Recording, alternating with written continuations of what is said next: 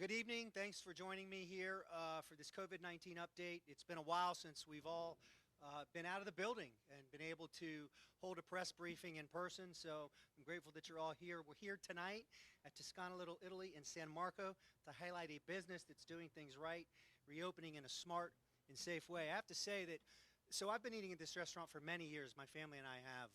We've had birthday celebrations here, family events, friend events, and when the pandemic started early in the process, I was here early getting takeout one night, and Rebecca was just sharing with me about the stress, the risk to employees, the risk to the business, the business that they had built, and just tremendous risk. So it really shaped my sense of urgency to understand the small businesses that we're going to really need the bridge relief help that we partnership with ViStar.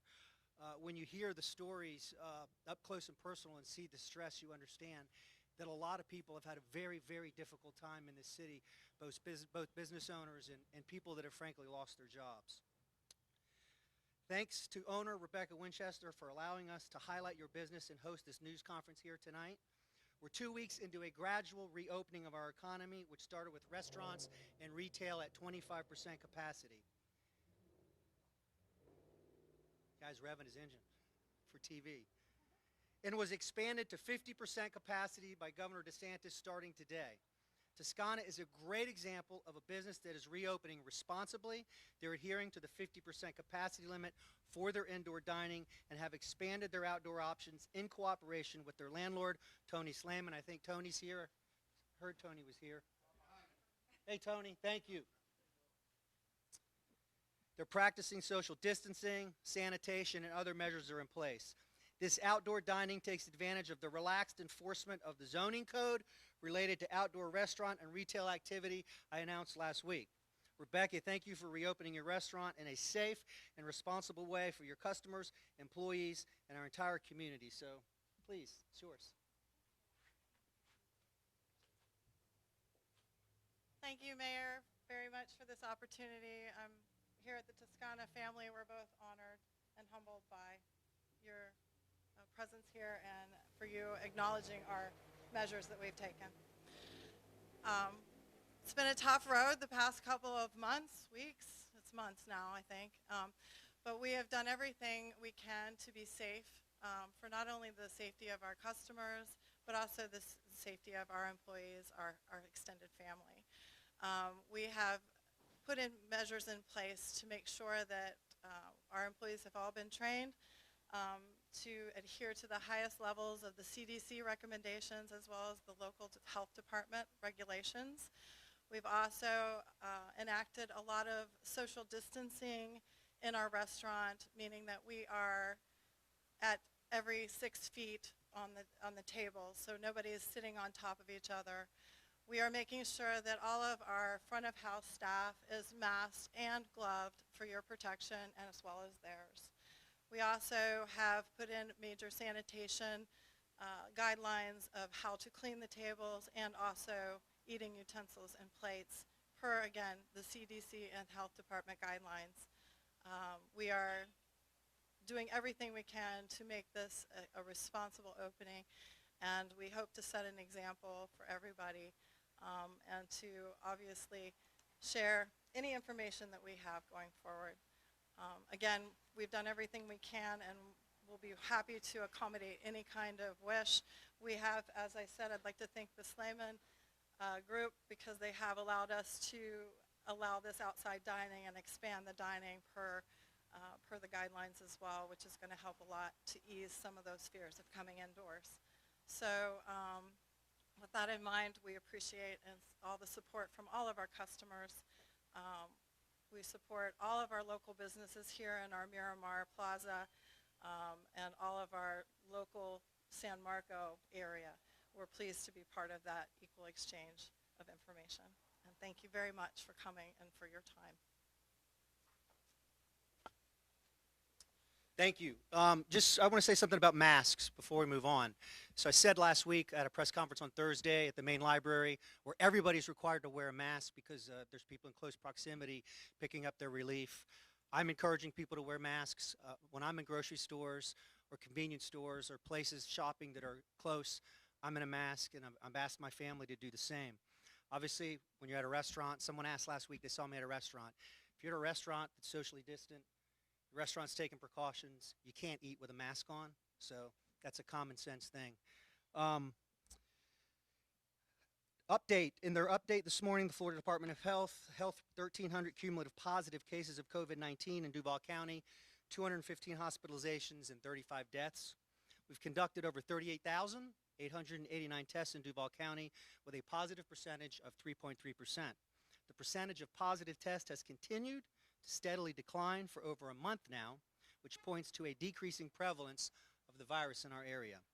This success can be directly attributed to the responsible actions and behavior of the people of Jacksonville, and those numbers will continue to improve as we continue our safe and responsible practices in the days ahead. Last Friday, I joined Governor DeSantis here in Jacksonville as he announced his full Phase 1 plan that started today. Included in that announcement, increased restaurant and retail capacity to 50%. The reopening of museums with 50% capacity limits. Gyms and fitness centers can operate at 50% with self-sanitation of machines and surfaces after their use. And elective surgeries can continue with proper personal protective equipment and other protective measures. We're continuing to work through the final steps of our Back to Work plan for city departments and expect to have more details this week. By Monday, June 1st, I expect most city government offices to be open with safety measures in place.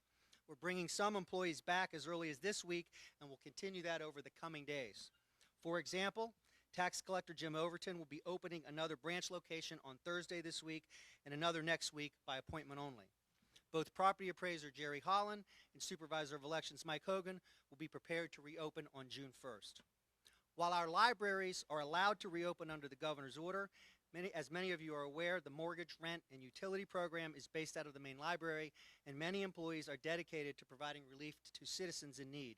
However, we are looking at curbside pickup and return options beginning May 27th, opening some locations with 50% capacity by June 1st.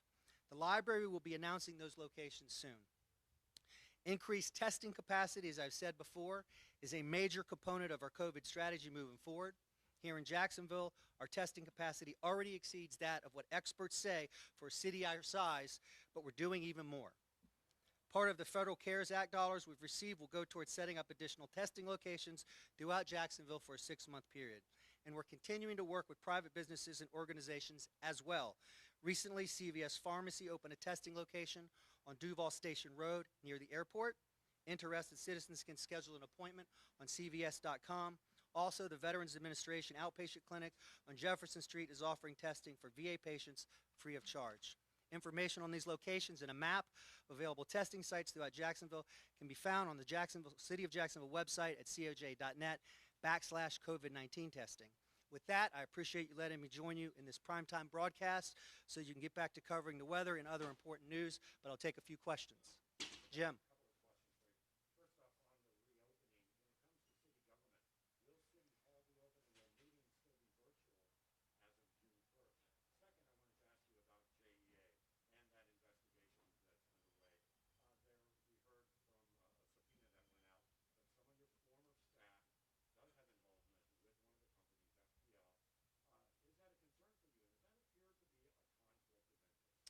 First question, you asked about City Hall openings and meetings. I don't have an exact date when there will be actual meetings, for example, in City Hall chambers. We're obviously monitoring that data on a daily basis. But we will have, we're going to have safety precautions that we're organizing now in place, which could include temperature checks, among other things, making sure that you don't have people in a dense space at entry points. Those are the types of things that we're looking at. I'll have more answers on that later this week. Jim, if you look at the consultants that were representing some of the bidders, the bidder that you mentioned that came out last week, another bidder released their names this week. They are filled with consultants that maybe worked on my campaigns, city council people's campaigns, that raised money for other campaigns, including my campaigns. There's a former mayor. There's a former chief of staff from the previous administration. But here's what I can tell you. None of those people in any scenario lobbied me or my office on that issue. And they're private business people that were engaged by private entities.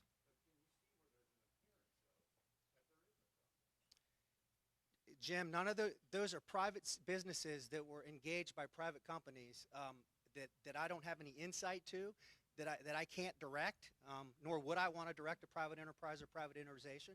But it's important again to note that, again, a former mayor, former chief of staff from another administration, a number of consultants that worked on campaigns across the spectrum, they're private businesses and they were hired.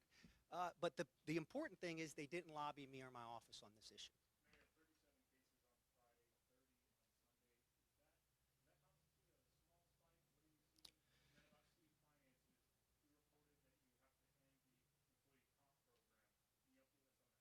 Yeah, so in terms of the cases, when we see an increase in numbers, not necessarily large raw numbers, first thing we ask, is this community-based or is this potentially a backlog of tests? And the information we've been getting, and the governor is paying attention to this too, is we've had some nursing home clusters. In additional, sometimes the way the tests come into the lab, they're not always released on a uniform basis, so you may see a higher caseload that's across multiple days.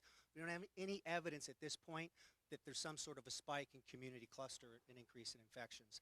As it relates to comp time, when you're under a state of emergency, usually it's a hurricane. That's been our history.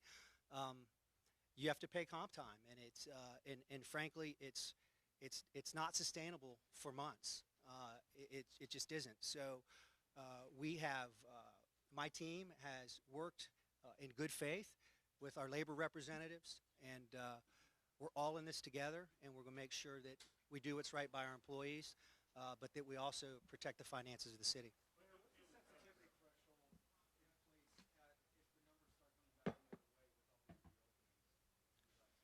Well, this was always about flattening the curve. And so it was about not putting loads on our hospital systems that they couldn't handle. No one started this saying there could be no trace of the virus, or there could be no increase in cases, because the virus is with us without a vaccine. So the thing I will always be monitoring is hospital capacity in conjunction with maybe an increase in cases. That's in conversations with hospital leaders and doctors, and we'll just monitor it day to day and, make decisions based on the data that we have at that time. But right now, again, Russell mentioned, I think, 30-some cases. We look at the data, we make sure there's no hospital risk, and we continue with our plan. One more question.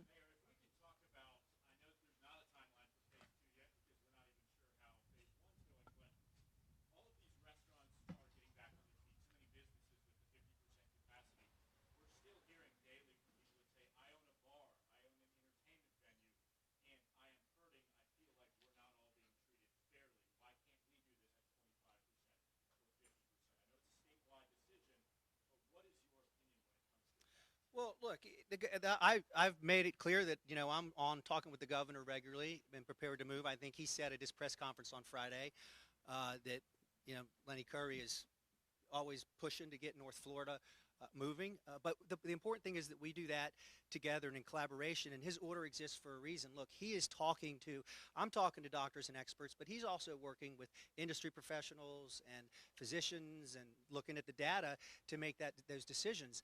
I expect that